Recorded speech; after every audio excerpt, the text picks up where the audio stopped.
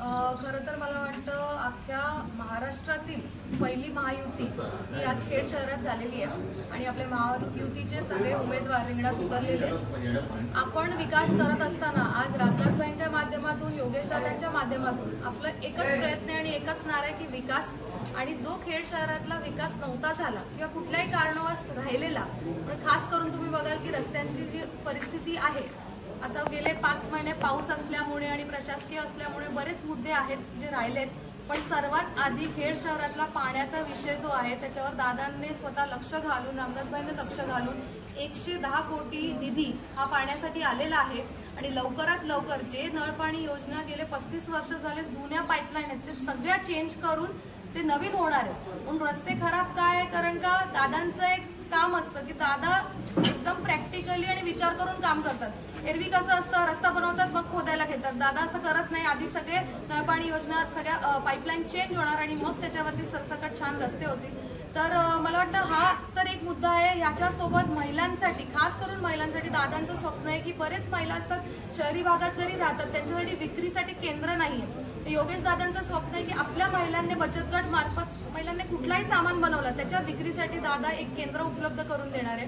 ह्याच्यासोबत आपल्याला माहिती आता ग्राउंड येतोय युवकांची, आताच आपण ऐकलं युवकांना पाहिजे की एक चांगलं परिसर असलं पाहिजे जिकडे त्यांनी वेगवेगळे स्पोर्ट्स असू दे, मग ते क्रिकेट असू दे, कबड्डी असू दे, लाठीकाठी असू दे, युवकांची हक्काची जागा ही तिकडे झाली पाहिजे। त्याच्यासाठी आपल्यासाठी दादा एक छान ग्राउंडची मला वाटतं तयारी करतायत। ह्यासोबत जसं आता विषय झाला वॉर्डात वेगळे, दर वॉर्डात वेगळे विषय असतात।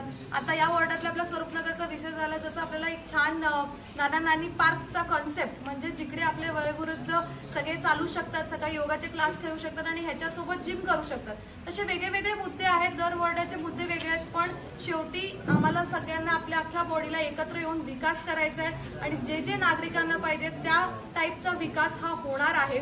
ह्याच्यासोबत दादांचा अजून एक खास करून युवकांसाठी, कारण का आपले बरेच युवकांना नोकऱ्या नाहीयेत आणि त्याच्यासाठी दादा जशी कोकोकोला सारखी कंपनी आणली, तशा बऱ्याच वेगळ्या नवीन कंपन्या सुद्धा आजूबाजूला येतात आणि युवकांसाठी नोकऱ्या उपलब्ध करून देणं हे जास्त करून या बॉडीचं मला वाटतं महिलांसाठी आणि युवकांसाठी एक प्रयत्न राहणार आहे। तर हे मुद्दे आणि प्रतिसाद सांगायची मला वाटतं गरज नाहीये। जिकडे जातोय सगळ्या आपल्या उमेदवारांना ऑलरेडी जे आहेत नगरसेवक त्यांना तो प्रेम मिळतच आहे, पण नवीन उमेदवार आहेत त्यांना सुद्धा प्रेम मिळतंय। आणि खास करून मला वाटतं जे खरंच गरजेचं आहे की तुम्ही बघितलं असेल तर 21 मधले 11 कॅन्डिडेट हे महिला आहेत, म्हणजे कुठे ना कुठे महिला राज यायला लागले आणि आम्हाला खरीच इच्छा आहे की महिलांची इच्छा आहे की कुठे ना कुठे महिलांचा विकास व्हायला, आणि म्हणून आम्ही माधवीताई बुटाला यांना नगराध्यक्षपदी बसवून दाखवू आणि यावेळी खेडवरती भगवा पडतो।